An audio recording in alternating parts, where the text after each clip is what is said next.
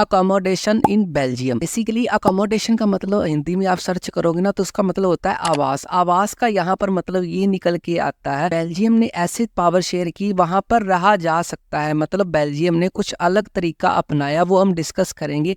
श्रीलंका की तरह उन्होंने बुरी तरह पावर शेयर नहीं की, श्रीलंका की तरह एक ही ग्रुप को उन्होंने प्रेफरेंस नहीं दी, उन्होंने बहुत अच्छे अच्छे काम किए जो हम इस स्लाइड में डिस्कस करेंगे। कोई कंफ्यूजन ना हो, मैं पहले ही लिख देता हूँ। बेल्जियम में दो तरह के लोग रहते थे, एक तो फ्रेंच स्पीकर और एक डच स्पीकर। तो इस पैरे की शुरुआत होती है आपके टेक्स्ट बुक्स में इस लाइन से, Belgium leader took a different path. जो बेल्जियम लीडर थे ना उन्होंने अलग ही रास्ता अपनाया पावर को शेयर करने का। उन्होंने श्रीलंका की तरह बेवकूफी नहीं की, उन्होंने अच्छे तरीके से पावर को शेयर किया। वो कैसे मैं आपको सारा बताऊंगा अभी। तो हम डिस्कस करते हैं बेल्जियम लीडर वर्क्स, उन्होंने क्या क्या काम किए जिससे पता चलता है हाँ भी अकोमोडेशन हो गई। वैसे बेसिकली अकोमोडेशन का मतलब क्या होता है, सभी को साथ में लेके चलना, सभी का ही भला सोचना। तो बेल्जियम में अकोमोडेशन थी। उन्होंने पहला काम क्या किया, amended their constitution 4 time between 1970 and 1993। उन्होंने अपना कॉन्स्टिट्यूशन अमेंड किया। अमेंड का मतलब क्या होता है, चेंज करना। जैसा समा आया उन्होंने अपने कॉन्स्टिट्यूशन को वैसे ही चेंज किया। याद रखना जो सरकार ज्यादा से ज्यादा चेंज करती है रूल्स एंड रेगुलेशन वो अपनी भलाई के लिए होती है। पहले राजे महाराजे होते थे ना, कोई भी रूल्स एंड रेगुलेशन चेंज नहीं करने देते थे, जैसा चलता है वैसे चलने देते थे। पर बेल्जियम सरकार ने 4 टाइम अमेंड किया, 4 टाइम कॉन्स्टिट्यूशन में चेंज किया। ये उन्होंने क्यों किया, इसका रीजन भी है, for enable everyone to live together. वो लोग ये चाहते थे, बेल्जियम सरकार ये चाहती थी हाँ भी सभी साथ साथ रहें, चाहे वो फ्रेंच है, चाहे वो डच है, चाहे वो फ्रेंच स्पीकिंग वाले ज्यादा है और डच वाले कम है, ऐसा कुछ नहीं है, सभी साथ साथ रहें। हम अपने कॉन्स्टिट्यूशन को चेंज करते ही रहेंगे शांति बनाए रखने के लिए।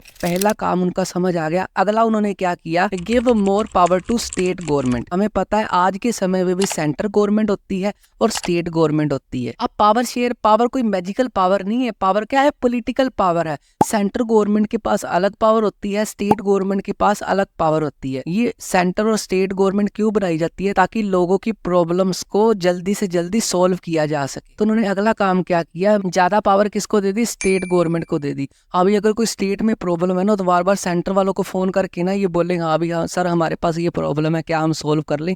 तो स्टेट गवर्नमेंट को फुल अथॉरिटी थी, वो अपनी प्रॉब्लम अपने लेवल के ऊपर बढ़िया तरीके से सोल्व कर सकते थे। इसमें आपने 2 बातें याद रखनी है, state government were not subordinate to central government. Subordinate का मतलब होता है अंडर होना। जो स्टेट गवर्नमेंट थी ना वो सेंट्रल गवर्नमेंट की अंडर नहीं थी भाई। अगर स्टेट में कोई प्रॉब्लम है बार बार सेंटर वालों को पूछना नहीं पड़ेगा। स्टेट गवर्नमेंट को फुल अथॉरिटी थी अपने लेवल के ऊपर प्रॉब्लम सोल्व कर सके, भाई कोई चक्कर नहीं है। ये सब कुछ करने का एम क्या था, to solve problem of people effectively, ताकि इफेक्टिव तरीके से लोगों की प्रॉब्लम को सोल्व किया जा सके। याद रखना, दोबारा से बोल देता हूँ, जितनी पावर शेयर होएगी उतनी ही लोगों का भला होएगा, जितनी पावर कम शेयर होएगी उतनी ही लोगों को ज्यादा परेशानी का सामना करना पड़ेगा। 2 बातें समझ आ गई। आगे डिस्कस करते हैं उन्होंने क्या किया, equal minister for both group. तो इक्वल मिनिस्टर कर दिए, हाँ भी किसी भी ग्रुप में लड़ाई झगड़ा ना हो। ऐसे ना हो कि डच वाले बोले हाँ भी हमारे मिनिस्टर कम है, फ्रेंच वाले बोले हाँ भी हमारे मिनिस्टर कम है। दोनों के मिनिस्टर्स इक्वल लेवल पे कर दिए ताकि दोनों में सिमिलैरिटी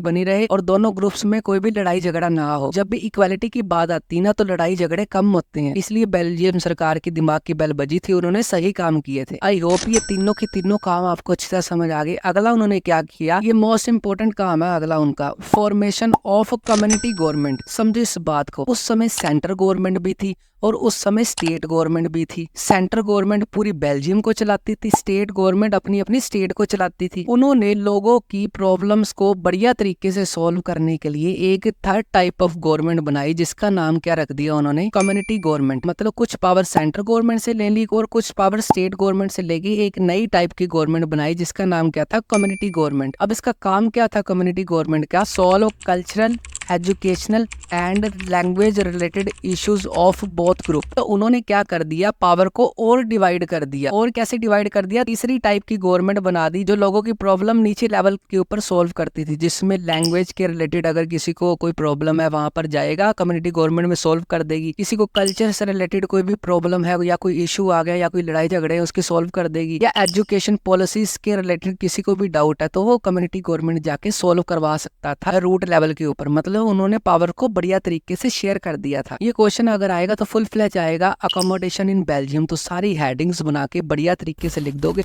वैसे भी आपको नोट्स में बनी बनाई खीर बनेगी, इतना बढ़िया कंसेप्ट डाले ना मैंने नोट्स में, आपको कोई भी और बुक उठाने की जरूरत नहीं पड़ेगी। फुल चैप्टर ट्रिक्स के साथ देखने के लिए डिस्क्रिप्शन बॉक्स में लिंक पे क्लिक करें